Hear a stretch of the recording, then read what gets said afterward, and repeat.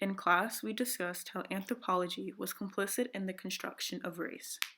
Many anthropologists and missionaries would go to different countries and categorize human beings, not knowing any history behind that, and would make arbitrary categories for different human beings. This categorization of human beings allowed for some races to be put on a high pedestal and seen as superior. This power dynamic allowed for other races to be seen as inferior, which led to the enslavement of human beings and using them as cheap labor and seeing them as property and nothing more than human beings. Africans were abducted or traded in Africa for weapons and were displaced from their homes during the transatlantic slave trade. About 10 to 12 million enslaved Africans were shipped across the Atlantic Ocean to the Americas between the 16th and 19th century, and this was horrible. Racism began in America when the first enslaved Africans arrived on the shore in the colony in Jamestown in 1619. These enslaved Africans were seen as cheap labor and property and had to withstand horrible, horrible conditions, and this was not okay. Slaves were mentally, emotionally, physically, and sexually abused. Plantation owners would beat their slaves. They would rape their slaves. They would starve them. There are many accounts of this happening from prominent figures such as Frederick Douglass and Sojourner Truth, and they weren't stripped of their identity and everything else. The Civil War in the United States began in 1861 after decades of tensions between the northern and southern states over slavery, states' rights, and westward expansion. The election of Abraham Lincoln in 1860 caused 7 southern states to secede from the United States and form the Confederate States of America. After the Union won the war, slavery was abolished, but southern states continued to treat black people as they were subhuman. Southern states established a legal system that was stacked against black citizens, with former Confederate soldiers working as police and judges, making it difficult for African Americans winning court cases, and ensuring they were subject to black codes known as Jim Crow laws. During this time, African Americans were targeted by white supremacist groups, and the most prominent one during that time was the Ku Klux Klan, also known as the KKK. Black schools were vandalized and destroyed. Black people were tortured and lynched.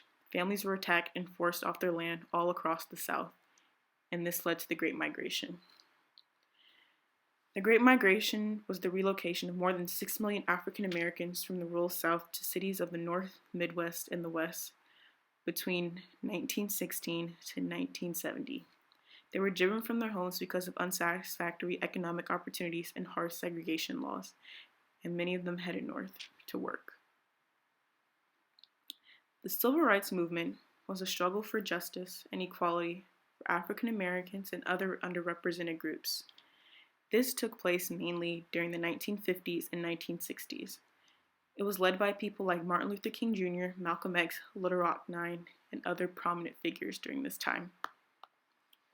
One of the things that was seen as an accomplishment during the Civil Rights Movement was the signing of the Civil Rights Act of 1964. Section 202 states that all persons shall be entitled to be free at any establishment or place from discrimination or segregation based on race, color, religion, or national origin. However, the government found a way to work with this. It's pretty clear that Nixon's declaration of the war on drugs was a tactic used to inhibit black progress, but it wasn't until Reagan's presidency that we saw a massive increase in incarcerations for nonviolent drug crimes. According to the Federal Bureau of Prisons, people of color were targeted and arrested on suspicion of drug use at higher rates than whites. It's pretty clear that the war on drugs was an example of a civil rights violation. The increase in law enforcement in black communities saw an increase of uncalled for and unnecessary stop and frisk and much more police brutality. The war on drugs created an onset of psychological damage within the black community, and many felt insecure whenever they were in the streets and public spaces of their own neighborhood. Black families were being torn apart because of this war on drugs. African American mothers regularly lost custody of their kids when they were targeted for drug tests and even shown past signs of drug usage. Many doctors and nurses exclusively ordered drug tests for African American women and or their partners, and many of them were in foster care. The new Jim Crow Mass Incarceration and the Age of Colorblindness by Michelle Alexander argue that the drug war is again replicating the institutions and repressions of the plantation. And like slavery and Jim Crow, the drug war collects appalling levels of support and causes many to turn a blind eye to racial injustice. Black Americans are nearly 6 times more likely to be incarcerated for drug related offenses with their white counterparts, despite equal substance usage rates. Almost 80% of people serving time for federal drug use are Black or Latino. In state prisons, people of color make up more than 60%. America has created subtle systems to criminalize Black people and make it so much harder for them to climb up the social hierarchy. As I mentioned before, family structures are being affected by those who had been targeted, and we all know what happens when there is one parent in a household and how much people have to come from that. There are also healthcare disparities in the communities of color. African American women die of pregnancy-related causes at 3 times the rate for white women, even after taking into account their income, education, and access to other resources. As you see with COVID-19, more communities of color are being hit harder than others. So we ask the question, how far have we come? The Black community has made some strides, but there is so much work to do.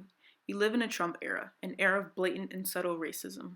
Some people live in an illusion that the only way to make America better is by returning to the ideals that put in place policies that discriminated against underrepresented groups. We must have more conversations and study the nuances that are in place that make it seem like America is the land of the free. As some see, that is not true. There are systems in place that make it harder for some racial groups to climb up the social hierarchy. As we see, Black men can't go out jogging in a state without being shot and killed. We have a lot of work to do.